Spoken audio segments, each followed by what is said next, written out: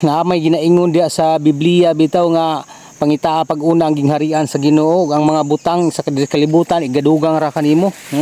Maayo gyud ang Ginoo sa tao. Labi na katong mga tao ngito o misalig sa iya ha. Makaprove gyud ko ana guys.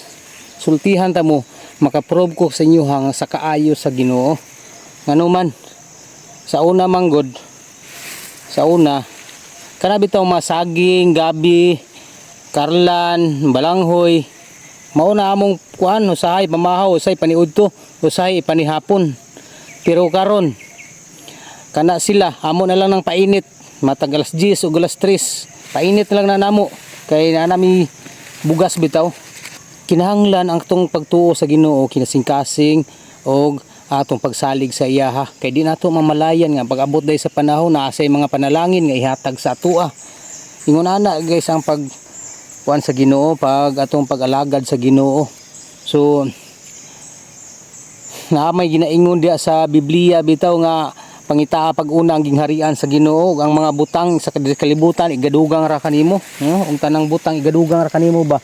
So dili ta maghuna-huna daan ang mga butang nga atong maangkon guys, nga kana siya atong gusto nato. Di nato na hunahunahon kundi unahon nato ang pagpangita sa gingharian sa Ginoo. Unsaon man nato unahon pagpangita ang gingharian sa Ginoo, pinagi sa atong mga adlaw-adlaw nga pagkinabuhi sa atong mga gipangbuhat nga wala ta nakahimog sayop sa uban, wala ta nakasala sa uban, atong kasing-kasing limpyo, di ta magbutang og kaligutgot sa atong isig katawo. Kung ba limpyo atong konsensya, atong hunahuna wala naghunahunag dili maayo, puro lang kaayuhan ang atong hunahuna, kaayuhan sa atong kaugalingon sa pamilya ug sa kaayuhan sa uban.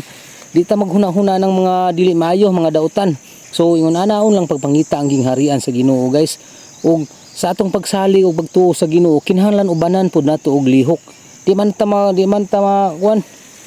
makumpleto ang atong pagtuo pagsalig kung wala tay paglihok sama sa pagbuhat ug maayo. Kung nangandoy ta nga makakaon sa katulo sa usa ka adlaw ning tuo ta hatagan tas Ginoo, ni salig tas Ginoo, kinahanglan mulihok pud ta. Unsaon man nato trabaho ta, mananom ta, unsa pay atong buhaton nga makakabot nato na ang Ginoo mugiya ra na sa atua, muhatag lang nag ideya. Ang atua kinahanglan mulihok ta, gamiton nato atong pisikal nga lawas. Unsa may kapsulanan sa atong espirituhanon nga hunahuna lang atong gigamit, espirituhanon nga aspeto. Kung wala nato gigamit ang lawas, kinahanglan magsabay na sila atong hunahuna ug atong lawas, atong espirituhanon nga butang o atong lawas non kalibutanon nga butang, magsabay na sila, gamito nato sa maayo nga pamaagi. Mao lang na akong i-advise sa inyo ha guys. So pasalamat ko sa Ginoo karon ning kamot ug pananom. Mao na akong humayan guys. Ulahin ako ning gitanom kay wa man nagdungan ni akong gitanom kay busy lagi. Ya dito sa unahan na dito na po dito sa unahan kita mo nag puti-puti. Ubang dahon na guys nga giatak sa giatak sa ulod sa lipolder. Wa man gud ako na permero akong plano organic ra man gud ato nya makabalon sa i-spray ang pampatay pang organic ng mga kuan. Mao tong naingato to siya. Wala karon ako siyang giapas og spray para maulian. So binta-binta na lang, mamunga pa man daw na siya. So nangibot kog sagbot diri guys, gimano-mano lang ako pag-ibot. Apo ako maisan dito sa atbang guys, laya-laya na siya. Pasig karong Abril puhon, ma-harvest na siya. So ampo lang ta kanunay, salig lang ta kanunay sa Ginoo guys, wala imposible sa tanan.